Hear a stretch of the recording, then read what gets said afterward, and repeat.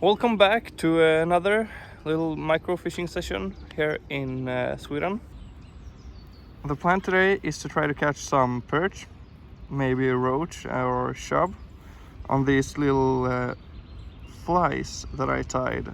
This one that I've tied on, little white jig, has a small bead head, and the other one has just tungsten heads, and they weigh about 1 to 2 grams. Some of them are a bit heavier, some a bit lighter. I'm gonna fish them with my my brand new Savage Gear micro game 32 gram rod to see how that feels. Initial thoughts: it's very light, a rather soft tip, I would say. It's a pretty nice short handle, which I definitely prefer over longer ones. We're gonna pair it here with my Asaki 20. I've always been a fan of ultralight fishing. Ooh, not bad, not bad. Always been a fan of ultralight fishing, but I've never owned like an extra ultralight rod like this one. I've had one that is 0 to 5 grams, and I've tried casting like 2 grams with it, but I've not really been satisfied with that, how that worked out. As a lot of Swedes, I'm really used to fishing braid to fluoro or braid to mono, but I know that or what I've seen on YouTube is a lot of fishermen are using light mono or light fluoro for their micro setups to get a little weight in the line and therefore help with the castability. But I'm gonna stick to the braid to fluoro here for the time being, and I'm pretty happy with the result. Like the cast I just did, it's often about what I need for this type of close quarter fishing. Try the propeller fly.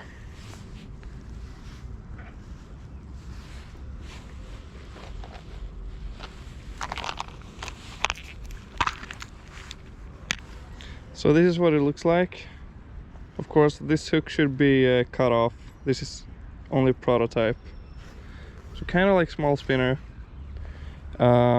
This one is much lighter. This tungsten bead here weighs 0.8 grams, so in total it's about 1 gram with a hook.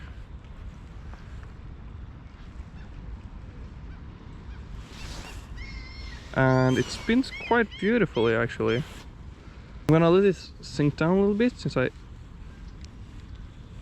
can actually it loads. That's nice. It loads the rod a little bit when it's spinning. That's nice, so you know that it's working like it's supposed to.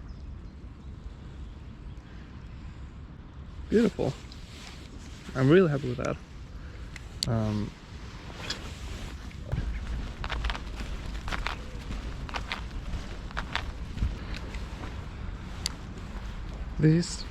want to get down. There we go. Have to be able to cast underneath the trees. Can't do that if I'm standing all the way up on the bank.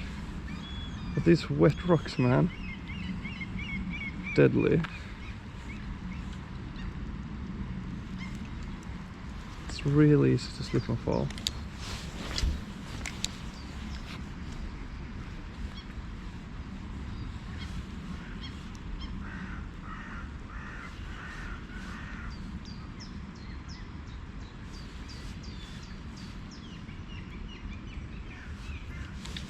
There we go. Ooh, that's a nice bend.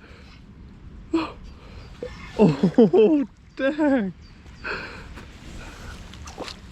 All right, okay. Now I get it. Now I get it. Oh, that's not a bad perch. On the homemade spinner. Let's put it out. There we go.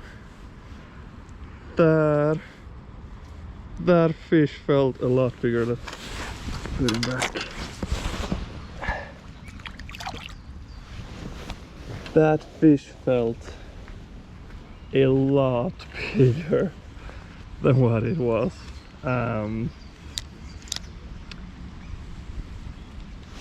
And yeah, I can imagine like trout fishing with this rod, catching trout in that same size range.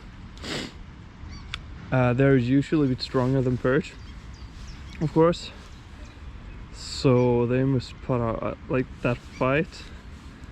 That'll be quite fun. So I definitely get it. With a rod like this, you don't need to catch, like you don't need access to water with giant fish that are hard to catch. Like, of course it's gonna be interesting to chase big fish, but I guess for me and for a lot of other people, you don't always have the time and the effort to go out and only chase big fish. Sometimes you just want to get out and have some fun fishing. And like if you're new to fishing, you catch a lot more fish fishing smaller lures, of course, because there are a lot more small fish than big fish, of course, and they will tend to bite a smaller lure. But you can have a lot of fun just learning how to fish and still getting a lot of action from small fish with equipment such as this one.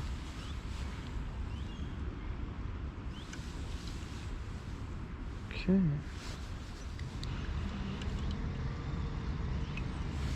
I realize now that I have my drag way too tight, and I realize why when you're watching YouTube videos of guys that are fishing these extra ultralight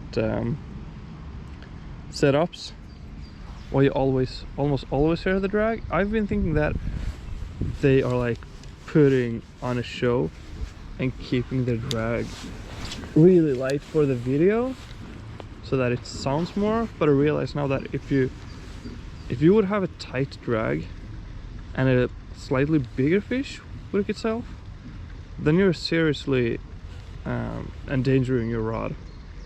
Because if you don't have that loose drag and that fish can't pull line, then something's gotta give. And since the rod is, of course it's gonna bend a lot, but it's not meant to handle too much pressure, so yeah, then you're running high risk that the rod is gonna give. So you want to have a pretty light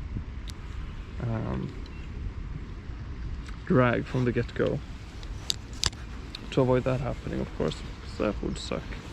Okay, I'm gonna switch it up.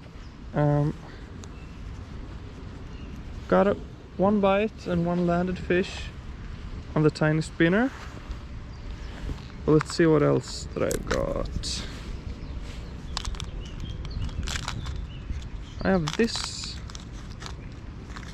Oh, I'm gonna try a little marabou jig. No, I know what I'm gonna try. I'm gonna try a little squirmy.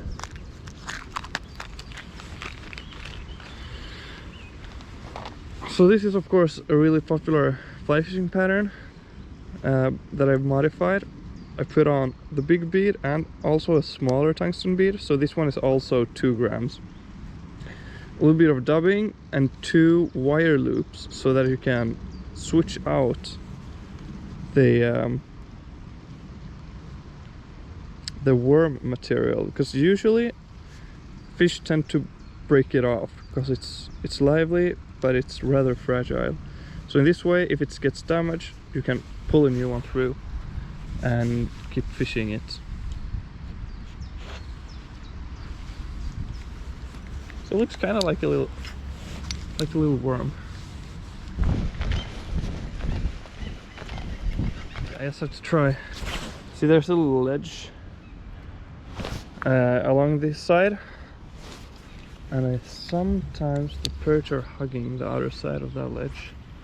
I'm just gonna give it a quick little try to see if I can find any fish here. Ooh! I missed a bite. Oh! Again, I don't think that was a giant fish, but that felt like a good bite on this setup. Dang, that's amazing. Well, that is it for today.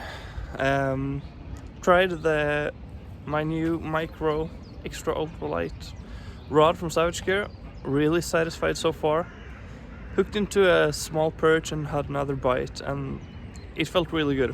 They do feel a lot bigger, or that's not a nice way to put it. I think put it better is like you can definitely enjoy fish of all sizes with such equipment. So I'm gonna let it warm up a week or two, and then I'm gonna come back. Thank you for watching, and tight lines.